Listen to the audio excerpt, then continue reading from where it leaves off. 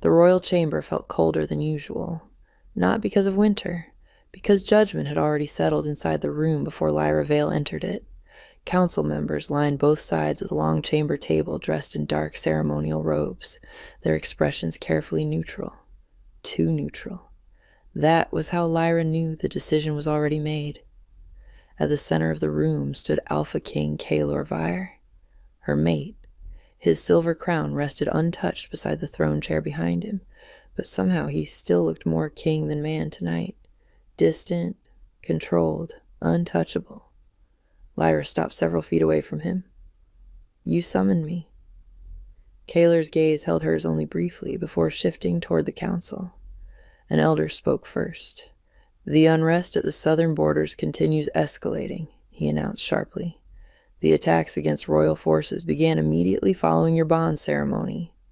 Lyra frowned slightly. "You think I caused rebellion?" "We think the throne weakened after you arrived," another councilman replied coldly. Murmurs of agreement followed. Kaelor said nothing. That hurt more than the accusations themselves. Lyra looked directly at him. "And you?" The chamber quieted instantly. Kaelor finally answered. "I won't risk civil unrest for one person." The words landed cleanly, precise, official, like a decree already signed long before tonight. Lyra stood perfectly still for a moment, then slowly lowered her gaze toward her hands. One moved unconsciously toward her stomach. A small touch, brief enough that no one should have noticed. Especially not Kaelor. He was too focused on looking like a king. Mistake. An elder unfolded a royal document across the table. "By order of the crown, Lady Lyra Vale will leave palace territory before sunrise." No one argued. No one objected. A servant stepped forward silently carrying a folded winter cloak. Lyra looked at it for several seconds before taking it herself. Still no apology came. Kaelor watched her carefully now, as though waiting for something. Anger. Begging. Emotion. Instead, Lyra fastened the cloak around her shoulders calmly. "You're sending me away now?" she asked quietly. Kaelor's jaw tightened slightly. "This is temporary." The council members exchanged glances, but wisely stayed silent. Lyra noticed. Temporary was not the same thing as uncertain. It simply meant he expected her to wait obediently until the throne allowed her existence again. She lifted her eyes back toward him, and for the first time since entering the chamber, Kaelor looked uncomfortable. "When were you planning to tell them?" he asked suddenly. Lyra blinked once. "Tell them what?" "That you're leaving this calmly." There it was, confusion, because he expected heartbreak to sound louder. Lyra adjusted the edge of her cloak slowly. "You already made your decision publicly, Aun," she said. "There's nothing left to discuss privately." Then she turned toward the chamber doors. Behind her, Kaelor's voice followed one final time. "If the situation stabilizes, I'll send for you." Lyra stopped briefly near the exit, but she didn't turn around. "No," she said quietly, "you won't." Then she walked out of the royal chamber alone, while behind her the Alpha King failed to notice the family leaving with her. Snow began falling before midnight. By the time Lyra returned to her chambers, the palace gardens outside had already disappeared beneath white frost. Everything looked quieter under snow, softer. That was deceptive. Inside the royal palace, tension moved sharply through every corridor she crossed. Servants lowered their eyes as she passed. Guards pretended not to stare. Everyone already knew. The Alpha King's mate had been exiled, and no one had stopped it. Lyra entered her chamber slowly and closed the doors behind her. Silence greeted her immediately. No warmth remained here anymore. Not after tonight. She crossed toward the wardrobe and removed only what she needed. 2 dresses, heavy winter cloak, medicinal herbs, coin pouch. Nothing unnecessary. The palace had once felt permanent.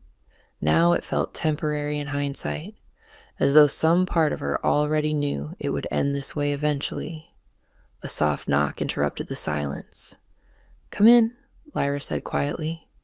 Her personal maid stepped inside carrying folded blankets before freezing at the sight of the open travel bag. "My lady," Lyra continued packing calmly, "the northern roads will be difficult by dawn. I should leave before the storm worsens." Tears filled the maid's eyes instantly. "You're truly going?" "Yes, but this isn't fair." Lyra almost smiled at that.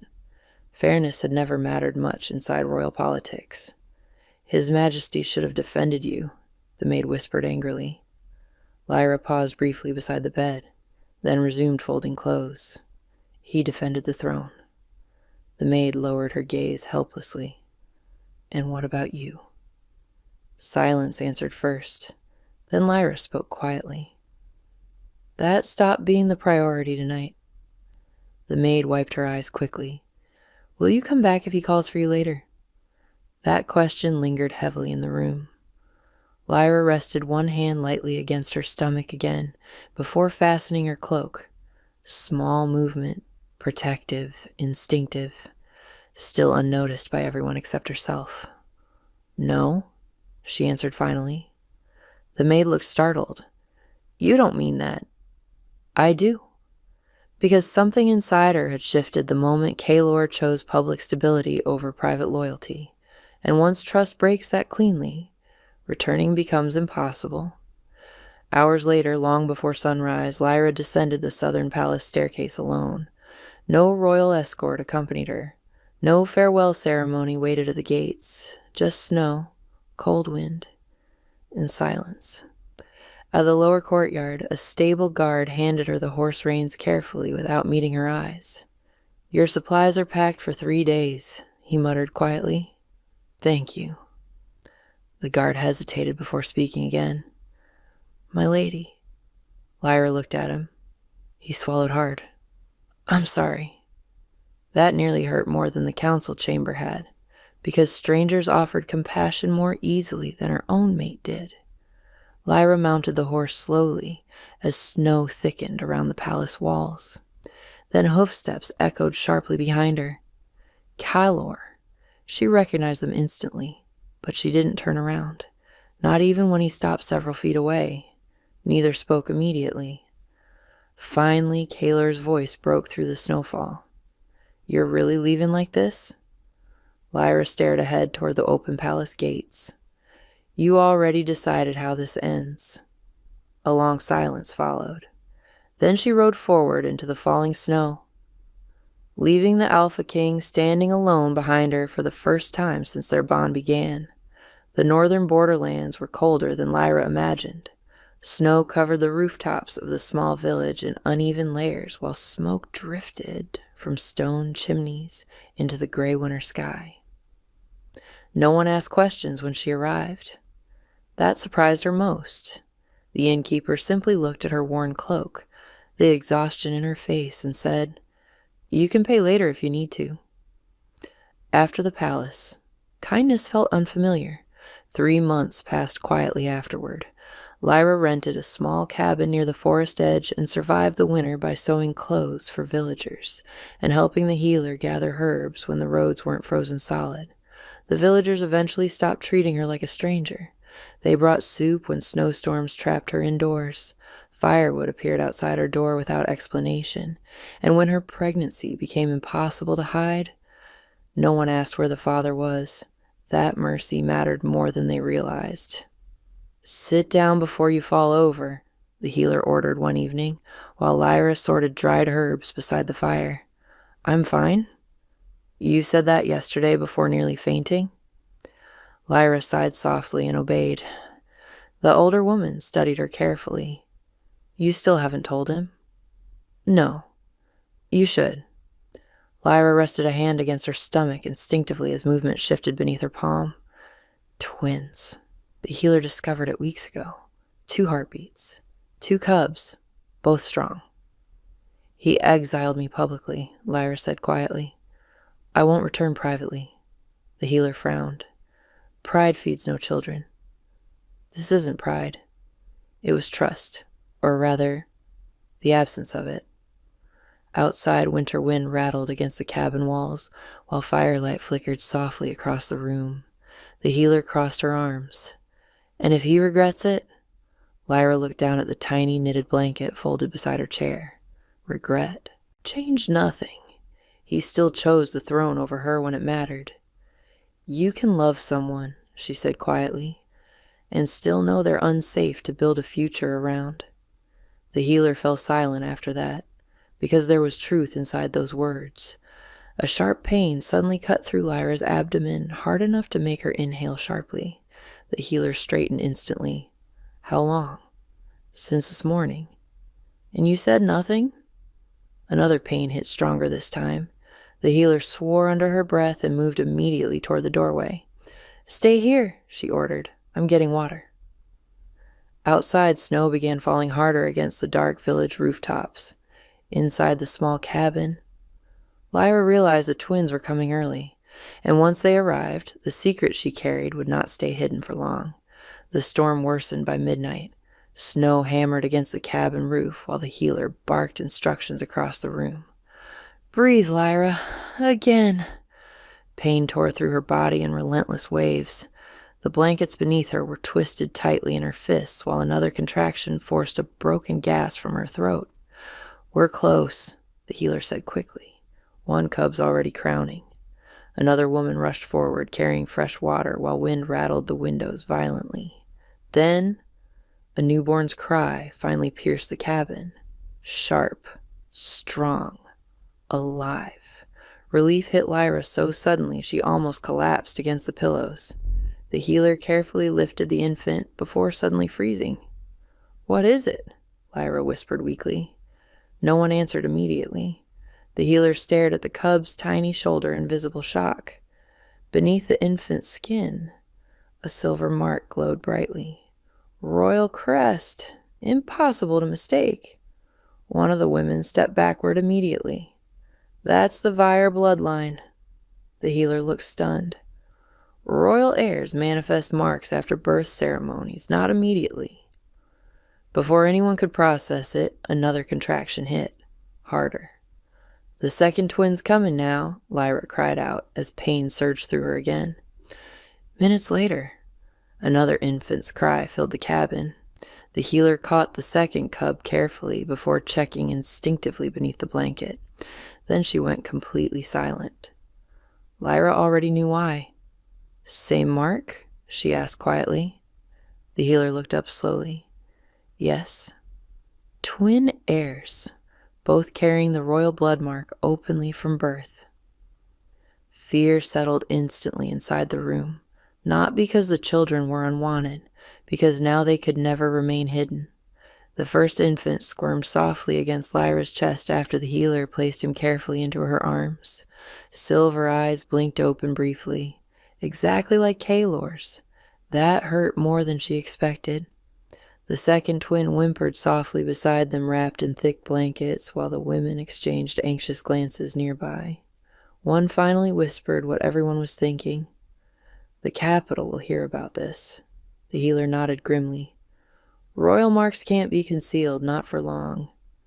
Lyra closed her eyes briefly. 3 months ago, she left the palace quietly enough to disappear. Now the throne itself would come looking for her. A heavy knock suddenly hit the cabin door. Everyone froze instantly. The healer moved toward the entrance carefully before opening it slightly against the storm. A northern scout stood outside covered in snow. I heard there was a birth, he said breathlessly. The healer blocked the doorway immediately. Go home.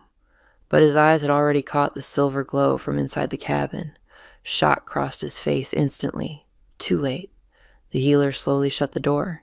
Inside, silence settled heavily around the newborn twins. Then she looked toward Lyra grimly. You need to prepare yourself, she said quietly, because by morning, the Alpha King will know exactly where his heirs were born. The royal council session was already tense when the messenger arrived. Snow-covered and barely standing, he stumbled through the chamber doors hard enough to draw every eye in the room. Emergency report from the north. Kaylor barely looked up from the council table. Speak. The messenger dropped to one knee, chest heaving heavily from exhaustion. A woman exiled from the capital gave birth 2 nights ago. Several council members frowned impatiently, and this concerns the throne because both cubs carry the royal mark. Silence crashed across the chamber. Kaelor stood so abruptly his chair slammed backward against the stone floor. "What did you say?" The messenger swallowed hard. "The twins were verified by 3 northern healers." "No," one elder snapped immediately. "Royal marks cannot appear before recognition ceremonies." "They appeared at birth." Another councilman spoke sharply. "Who is the mother?" But Kaelor already knew, because suddenly he remembered the night Lyra left, the way her hand rested briefly against her stomach. Small movement, easy to miss, impossible to ignore now. His blood went cold. "She was pregnant," he said quietly. The chamber fell into deeper silence. One elder cursed beneath his breath. "You exiled the future heirs of the throne?" Kaelor barely heard him. Images collided violently in his mind now. Lyra standing alone in the council chamber, her calm voice, her refusal to beg, and those final words, "You won't." Not anger, certainty, because she already knew something he didn't. A councilman rose immediately. "This changes succession law entirely. The heirs must be returned to the capital at once." "No," another argued sharply. "If news spreads before stabilization, rival territories may challenge legitimacy." Kaelor slammed one hand against the table hard enough to silence both instantly. "Enough." The room froze. For the first time in years, the Alpha King looked shaken. Not politically, personally. "You knew none of this?" one elder asked carefully. Kaelor's jaw tightened. "If I had known." But the sentence never finished, because he still sent her away. Pregnant or not, he chose the throne first. That truth remained. The messenger spoke again nervously. "The northern village already suspects the cubs are royal." "How many people saw the marks?" "At least 6. Too many. Far too many." The council immediately erupted into overlapping arguments about security, succession, public perception, and political damage. Kaelor ignored every word. His gaze remained fixed on the snowfall outside the council chamber windows. Somewhere beyond those mountains. Lyra sat alone with newborn twins he almost erased before they were born. A guard entered hurriedly. "Your Majesty, shall I prepare the royal escort?" Kaelor grabbed his cloak immediately. "No escort." The council stared. One elder rose sharply. "You cannot ride north alone?" Kaelor fastened his sword belt with controlled movements. "Yes," he said coldly, "and I can." Then he walked out of the council chamber, leaving the throne behind for the first time since Lyra disappeared. Kaelor rode through the night without stopping. Snow cut sharply across his face while the black stallion pushed hard through frozen forest roads beneath the storm-dark sky. One day, that was all he allowed himself. The royal escort sent after him never caught up. Good. He didn't want witnesses nearby while his thoughts turned against him mile after mile, because for the first time since Lyra left, silence existed long enough for regret to speak clearly. He remembered every detail now. Her calm expression in the council chamber, the way she never argued, never begged, and somehow that hurt worse than anger would have. Kaelor tightened his grip on the reins. If she had shouted, if she had hated him openly, maybe this would feel simpler. Instead, she accepted his decision like someone watching a bridge collapse after already knowing it was unstable. That realization followed him through every mile north. By dawn, the storm had weakened enough for the northern mountains to appear through the snowfall. Smoke rose faintly from the border village ahead. Kaelor slowed the horse only slightly. Villagers noticed him immediately. Fear spread quickly once they recognized the royal crest stitched into his cloak. No one greeted him warmly. No one bowed deeply. That unsettled him more than hostility would have. A child pointed toward the forest-edge cabins. "The healer's house." Kaylor dismounted moments later outside the small wooden cabin buried beneath snowdrifts. Before he reached the door, an older woman stepped outside, blocking the entrance immediately. The healer. Her expression hardened the moment she recognized him. "You shouldn't be here." Kaylor's voice sharpened automatically. "Move aside. You sent her away." The words landed hard enough to stop him completely. The healer crossed her arms tightly against the cold. "Now you ride through a blizzard because the children carry your blood? They are heirs to the throne." Her eyes narrowed instantly. "And she was your mate." Silence answered her. Inside the cabin, a newborn cried softly, then another. Kaylor looked toward the sound immediately. Something shifted violently inside his chest. Real. The twins were real. Not rumors. Not politics. His children waited only feet away behind that door. The healer studied his expression carefully before stepping slightly aside. "You don't get to walk in here as king first," she warned quietly. Kaylor looked at her sharply. She held his gaze without fear. "She survived exile alone while carrying them," the healer continued. "Remember that before you speak." Another infant cry sounded from inside the cabin. Kaylor stared at the doorway for one long second, then stepped forward slowly, not toward a political problem, not toward succession, toward the family he failed before he even knew it existed. The healer opened the cabin door fully, and warmth spilled out into the snow-covered dawn. Warm firelight filled the cabin softly. Kaylor stepped inside slowly, snow melting from his boots onto the wooden floor beneath him. The room smelled faintly of herbs, milk, and burning cedar. Home. That realization hit unexpectedly hard.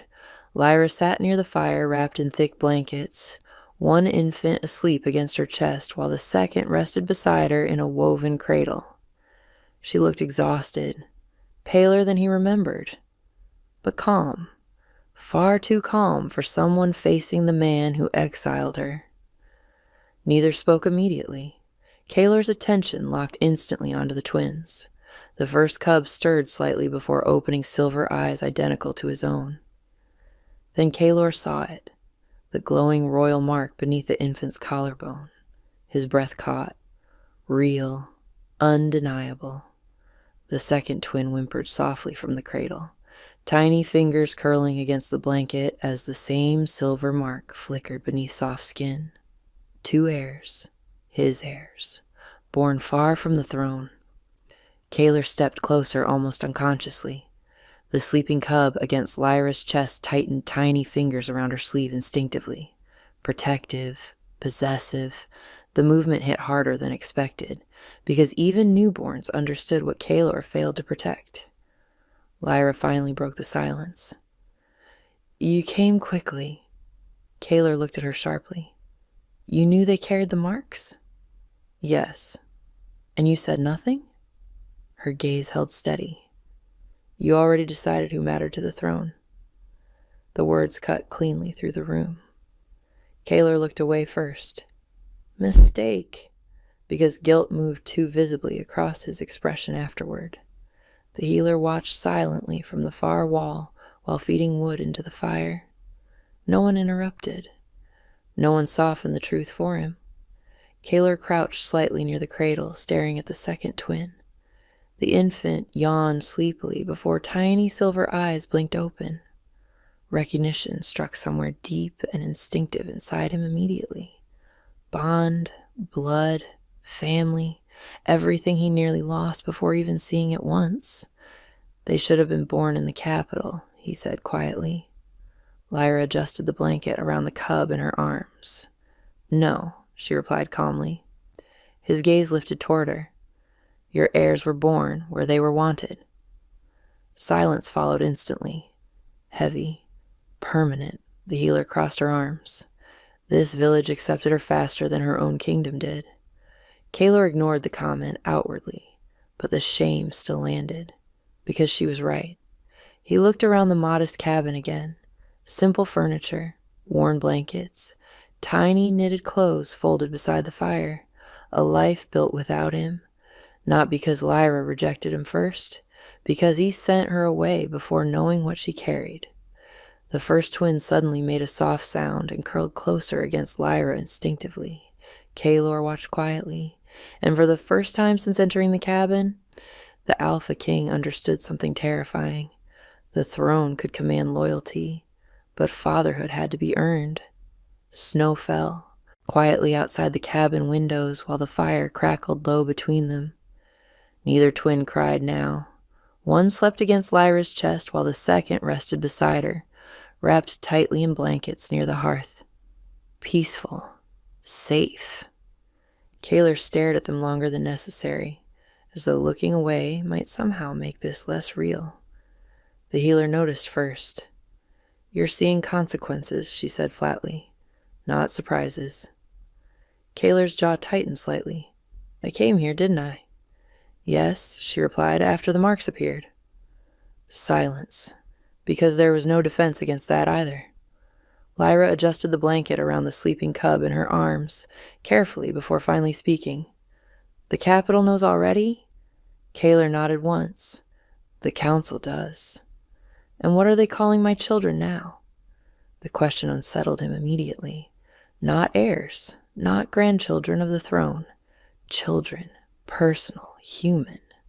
"Successors," he answered quietly. Lyra looked down at the twins. "Interesting." Kaelor frowned slightly. "What does that mean?" "It means they became valuable very quickly." That landed exactly where she intended. Kaelor stepped closer toward the fire. "You think I'm only here because of politics? Aren't you?" The question stayed unanswered too long. "Another mistake." The healer gave a sharp, humorless laugh. "There it is." Kaelor ignored her. "I didn't know you were pregnant." Lyra's expression remained calm. "You still sent me away." The room fell silent again. Outside, winter wind swept softly against the cabin walls. Kaelor looked at the twins once more. So small, completely unaware their existence had already shaken the throne. "They belong in the Capitol," he said finally. Lyra answered immediately. "No." His gaze snapped toward her. "They belong with me. I'm their father. And I'm the woman you abandoned carrying them."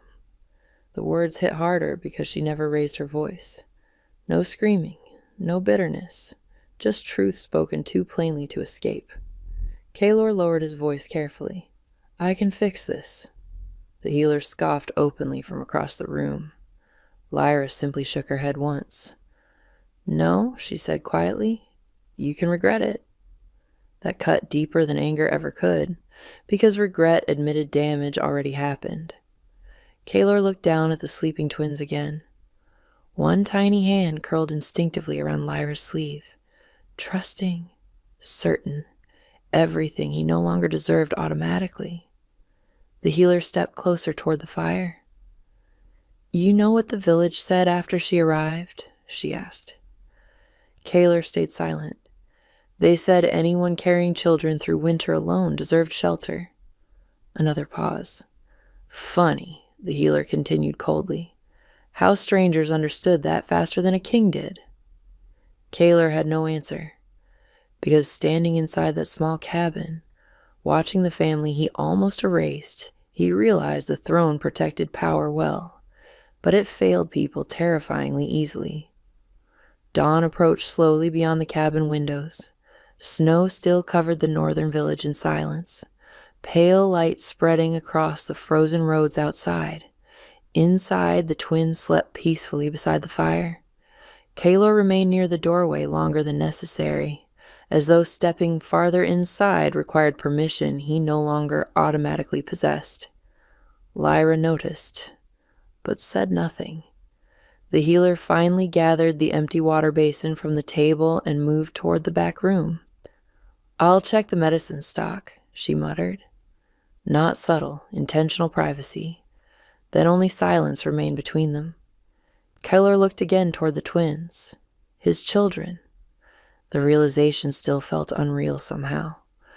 One shifted slightly beneath the blankets, silver mark glowing faintly beneath soft skin before fading again. Proof, living proof of everything he almost lost. Lyra adjusted the blanket around them carefully. "You can leave before dawn," she said quietly. Kaelor froze, because those were his words, the same ones he gave her the night he exiled her. Lyra noticed recognition cross his face immediately. Good. He deserved to remember exactly how it sounded. A long silence followed afterward. Finally, Kaelor spoke carefully. "What happens now?" Lyra looked down at the twins first before answering. "That depends." "On what?" Her eyes finally lifted toward him. "On whether you came here as a king," a pause settled heavily between them, "or as their father." Kaelor opened his mouth immediately, then stopped, because for the first time in years, he truly didn't know. The king in him thought about succession, protection, legitimacy, council pressure, rival territories.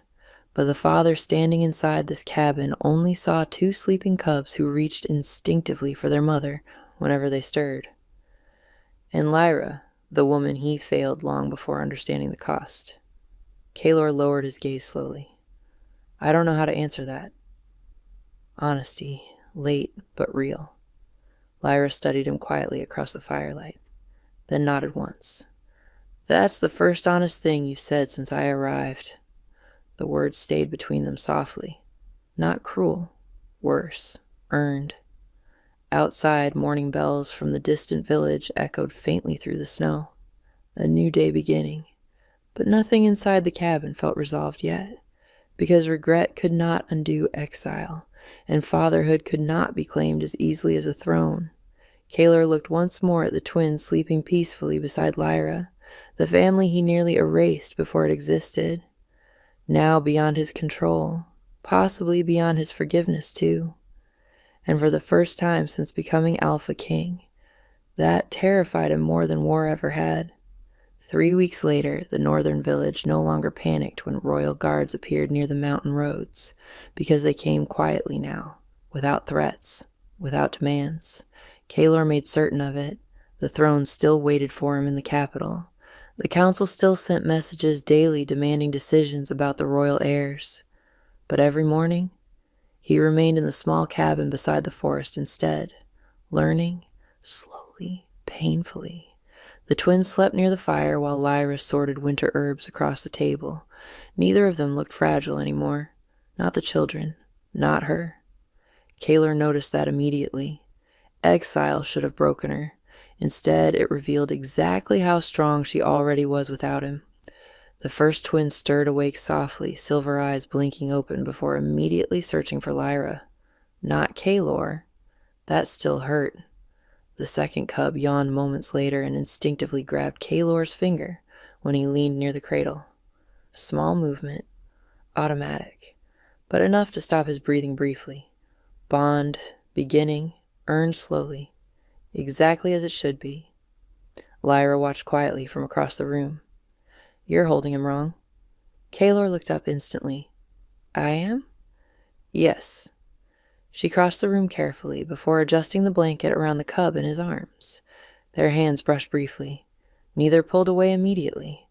Progress, small but real. Outside, snow drifted softly across the village rooftops, while distant morning bells echoed through the mountains. Peaceful, the kind of peace Lyra once thought impossible near royalty. Kaelor studied the sleeping cub in his arms quietly before finally speaking. "The council wants the heirs presented at the capital by spring." Lyra's expression cooled slightly. "And what do you want?" The question mattered now, more than titles, more than politics. Kaelor looked toward her steadily.